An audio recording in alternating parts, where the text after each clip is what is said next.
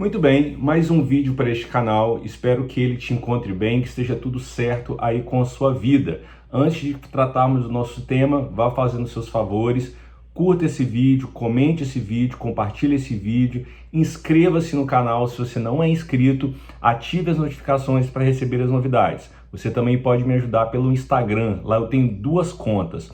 Uma se chama Canal Rodrigo Historiador, que é a conta de divulgação aqui do canal no YouTube, e também a conta Memearquia, que é uma página de memes. Você pode me acompanhar por lá também.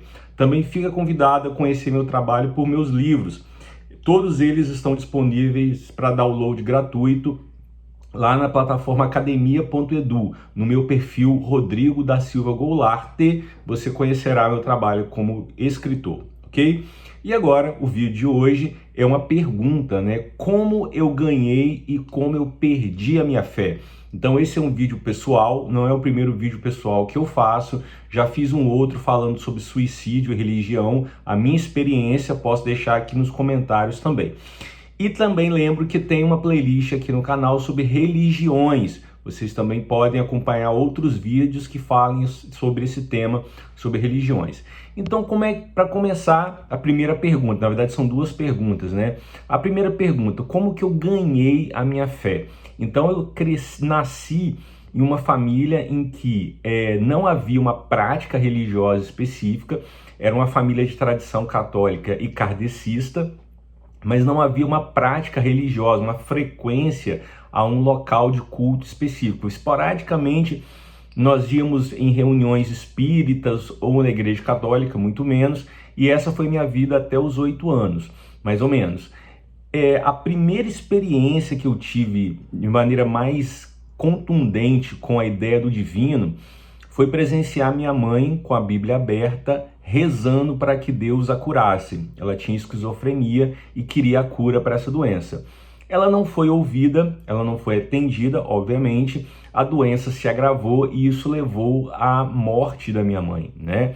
Isso quando eu tinha mais ou menos 8 anos. Um ano se passou, meu pai começou a congregar numa igreja presbiteriana e lá eu fui apresentado ao Deus calvinista. E o Deus calvinista, você sabe muito bem, tudo faz para a sua própria glória, como diz o apóstolo Paulo, que é a grande influência do calvinismo, porque dele, por ele, para ele são todas as coisas. Então, no calvinismo, que é a linha teológica da Igreja Presbiteriana do Brasil, Deus governa o universo através de seus decretos e ele tem um plano para tudo.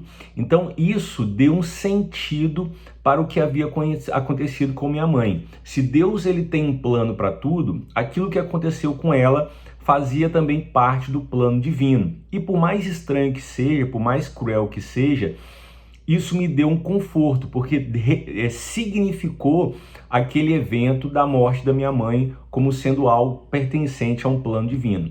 E sendo assim, eu mergulhei de cabeça na igreja presbiteriana, ocupei quase todos os cargos possíveis na igreja presbiteriana, só não fui pastor, né? Não trilhei quem eu quis muito ser, mas achava a vida pastoral muito instável e acabou que eu não fui me tornar pastor. E como é que aí, nesse sentido, ou nesse processo, é que eu ganhei a minha fé? E como é que eu perdi a minha fé? Antes de eu contar, peço mais uma vez que você curta esse vídeo, compartilhe e inscreva-se no canal. Vai lá! E como é que eu perdi então a minha fé? Eu perdi a minha fé porque além de ser muito presente na igreja, eu também era muito dedicado aos estudos e eu sou das humanas, minha formação é história. E uma das coisas, das muitas coisas que as humanas nos ensinam é olhar para além da nossa ilha, para além do nosso microcosmos. Por isso que os extremistas religiosos odeiam tanto as humanidades, porque elas fazem o indivíduo olhar para além da sua própria comunidade, do seu próprio local, né? Olhando para fora. Então, pelo estudo da história, eu comecei a olhar para fora do mundo religioso e comparar. Então, por exemplo, no mundo religioso dizia-se lá que Deus era infinitamente poderoso e infinitamente bom. Aí eu estudava, por exemplo, na história moderna, em que 12 milhões de africanos foram escravizados. Como Deus é bom permitindo uma tragédia dessa? Aí você olha para o mundo contemporâneo, 6 milhões de judeus mortos no Holocausto nazista. Como é que esse Deus infinitamente bom permite isso? Aí você olha para o presente, a estimativa é que por dia 1.000 crianças sofram violência sexual no mundo. Como Deus permite que isso aconteça? Outra contradição também que eu vi é que lá na igreja me diziam que todo mundo que estava na religião evangélica era salvo e quem estava fora não era salvo. E eu pensava, gente, mas tem tanta gente boa fora da igreja, melhor até do que o pessoal da igreja, e só pelo fato de eles não conhecerem essa informação, não terem essa crença, eles vão ser torturados por toda a eternidade. Isso também me deixava pensativo. E essas dúvidas foram crescendo, foram me absorvendo, aí foram minando a minha fé, né? E o ponto de virada mesmo em que, tempos depois, até depois de ter saído da igreja, me levou a perder totalmente a minha fé, foi quando eu estava numa aula sobre origens do cristianismo no ensino médio e falando dos atributos do Deus cristão, que ele é infinitamente poderoso, que ele é infinitamente bom, que ele está em todo lugar. E uma aluna adolescente levantou a mão e perguntou: professor, se Deus é infinitamente poderoso, se Deus é infinitamente bom, se ele está em todo lugar, o que ele estava fazendo quando eu era estuprada?